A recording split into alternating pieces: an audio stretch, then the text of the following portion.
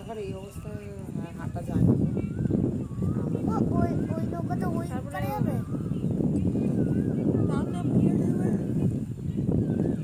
ওরা ক্লিয়ার হবে, ওদেরকে জলে 1 মাস ধরে হাঁটছে, ক্লিয়ার হবে। চলো নামি।